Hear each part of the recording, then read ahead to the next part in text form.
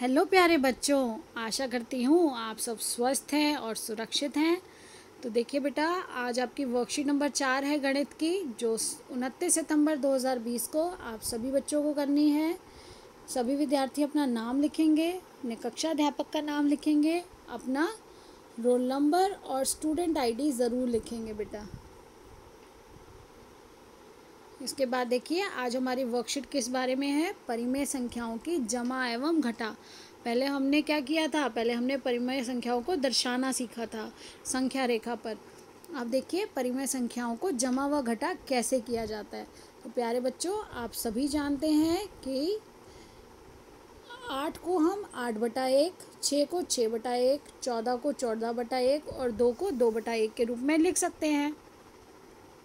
यदि 8 और 6 जमा किए जाएं तो 14 होते हैं। इसी तरह से 8/1 और 6/1 को अगर जमा करेंगे तो क्या हो जाएगा? 14/1, जो कि दोनों समान हैं। इसी तरह से 8 में से 6 गया तो 2, और अगर 8/1 घटा 6/1 करेंगे तो क्या आ जाएगा? 2/1। ये दोनों ही समान हैं। तो हमने उपरोक्त जो ऊपर का उदाहरण है, उपरोक्त उदाहरण, उससे क्या सीखा कि 14/1 और 2/1 उत्तर लिखा, जो 14/2 या 2/2 या 2/2 नहीं। यानी कि देखिए, यहाँ बटा में 2 तो था ही नहीं, है ना। यहाँ 14/1 है, और 14/1 और 12/1 को क्या, 2/1 को क्या लिख सकते हैं? 14 या फिर 2। हम परिमेय संख्या के रूप में अगर 14 या 2 को लिखना चाहेंगे तो उसके नीचे क्या लिख देते हैं हम? बटा 1। और सिर्फ 14 लिखेंगे तो भी वो 14/1 और 14 दोनों ही बराबर होते हैं। ऐसे ही 2/1 को 2 भी लिखा जा सकता है। तो देखिए, यदि 2 या 2 से अधिक परिमेय संख्याओं के हर, आप देखिए ये ऊपर क्या होता है, अगर मैंने 14/1 लिखा है तो ये क्या है? अंश। और नीचे वाला क्या होता है बेटा? हर। तो ऊपर का अंश है और नीचे का हर। यदि हर एक समान हो, 2 या 2 से अधिक परिमेय संख्याओं के हर अगर एक जैसे हैं, जैसे यहाँ पर 1 1 है, तो हम इनको चिन्ह के अनुसार, जैसे जमा कहा गया तो जमा कर सकते हैं और घटा कहा गया है तो घटा चिन्ह के अनुसार जमा करते हैं या घटाते हैं। हर के स्थान पर वही संख्या लिख देते हैं। जो हर होता है, हर समान रहता है, और ऊपर जो हमारी संख्या यानी कि जो अंश होता है उसको हम उसी के चिन्ह के अनुसार जमा या घटा कर देते हैं। बस मिल गया हमें परिमेय संख्याओं को जमा करने का और घटा करने का सूत्र। तो देखिए, इसी तरह से हम सभी परिमेय संख्याओं को जमा या घटा करेंगे। तो अब देखते हैं उदाहरण जो हमें दिया गया है, उदाहरण नंबर 1। तो उदाहरण में हमें दिया गया बेटा, शीला ने अपने जन्मदिन पर अपनी मम्मी को 1/8 केक और पापा को 2/8 केक दिया। यानी कि उसने कुल कितने हिस्से किए अपने केक के? 8 हिस्से किए। उस 8 हिस्से में से उसने एक हिस्सा दिया मम्मी को और 2 हिस्से 8 में से दे दिए पापा को। ये उसने अपनी मम्मी को दिया और ये अपने पापा को दिया। तो अब देखिए उसके बाद क्या हुआ। अब हमें क्या बताना है? मम्मी और पापा को कितना केक मिला। तो मम्मी और पापा को कुल कितना केक मिला? देखिए, कुल 8 हिस्से हैं। अब नीचे क्या आता है? हर होता है हमारा कुल कितने हिस्से हैं। हर बताता है कुल कितने हिस्से हैं। तो हमने 8 में से एक हिस्सा उसने मम्मी को दिया, 8 में से 2 हिस्से पापा को दिए। तो कुल कितने हिस्से उसने उसमें से मम्मी पापा को दिए? 3 हिस्से, और बाकी के 5 हिस्से हैं उसके पास। तो इसी तरह से देखिए, शीला के पास अब कितना केक शेष है। तो अब देखिए, शीला के पास कुल कितने थे? उस पूरे केक के उसने 8 हिस्से किए थे। यानी कि जब तक उसके पास 8 में से 8 हिस्से थे, उसको हम एक केक के हमने 8 हिस्से किए थे, एक भी कह सकते हैं। तो 8 में से 8 हिस्से ही उसके पास थे। फिर हमने घटाया, 8/8 लिखा हमने इसको। अब हमने घटाया कितना? ये 3 हिस्से उसने मम्मी पापा को दिए। जब 8 में से 3 हिस्से दिए तो कितने बच गए? 5/8। बिल्कुल, वेरी गुड।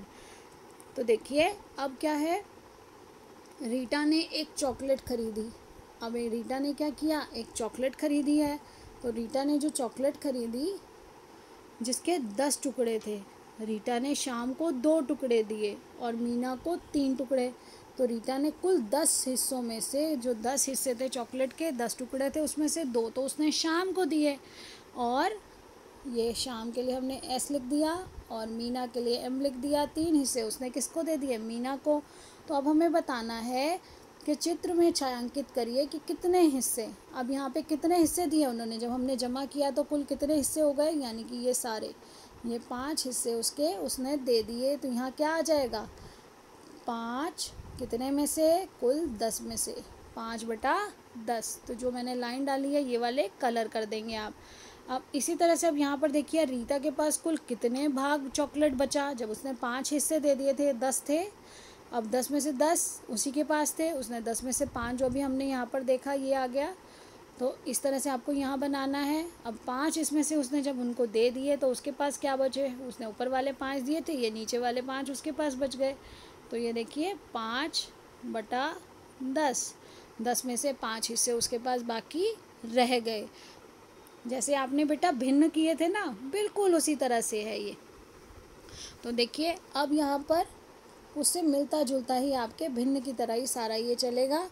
तो अब देखिए यहाँ पर हमें जो आज वर्कशीट में करना है वो तो उदाहरण थे। अब यहाँ पर हमें करना क्या है, हमें यहाँ पर करना है, वास्तव में यह बहुत आसान है, नीचे दिए गए प्रश्नों को हल करें। तो देखिए यहाँ पर क्या है, कुल 4 हिस्से, ये बराबर हिस्से होते हैं बेटा, ये याद रखना है आपको कि जो हिस्से किए जाते हैं वो सारे उस आकृति के आपको हिस्से जब बनाने हैं तो सभी बराबर होने चाहिए, एक समान होने चाहिए। तो ये देखिए ये 4 हिस्से हैं इस त्रिभुज के, 4 हिस्सों में से ये घटा किया गया एक हिस्सा।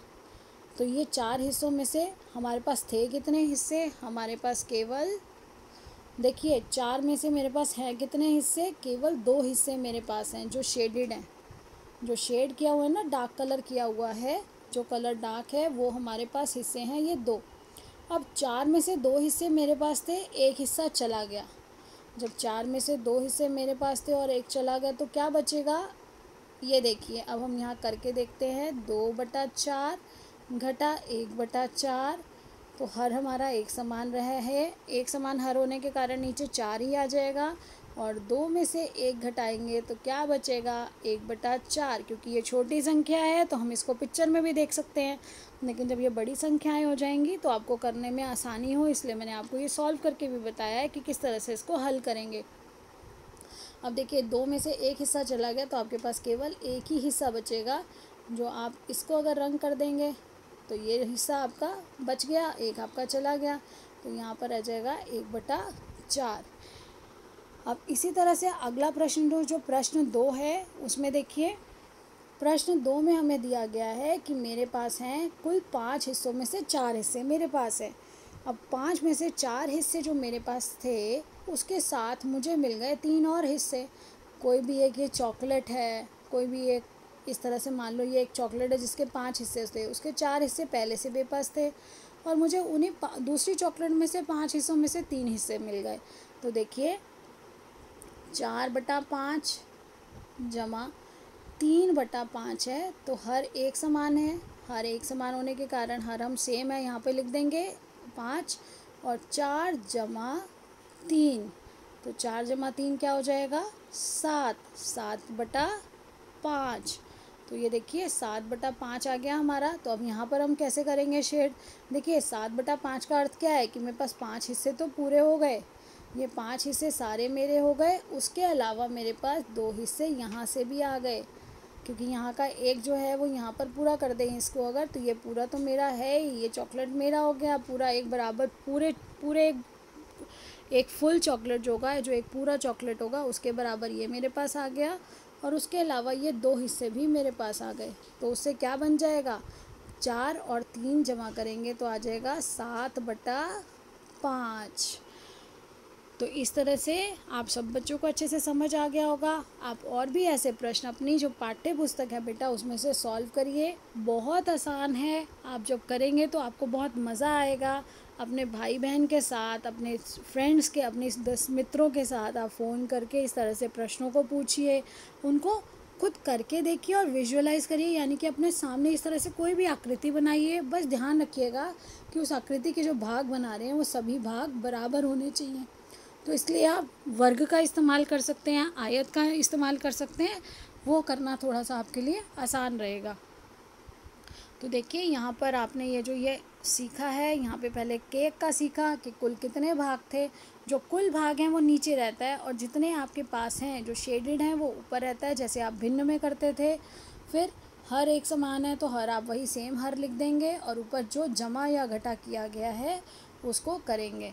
आशा करती हूँ आप अच्छे से इसको करेंगे और अपने मैम के पास काम समय पर करके, मैम और सर के पास काम समय पर करके भेजने के साथ साथ अपनी बुक में से भी इसके संबंधित जो प्रश्न हैं उनको हल करेंगे। तो सीखते रहिए, मुस्कुराते रहिए, स्वस्थ रहिए और सुरक्षित रहिए। धन्यवाद।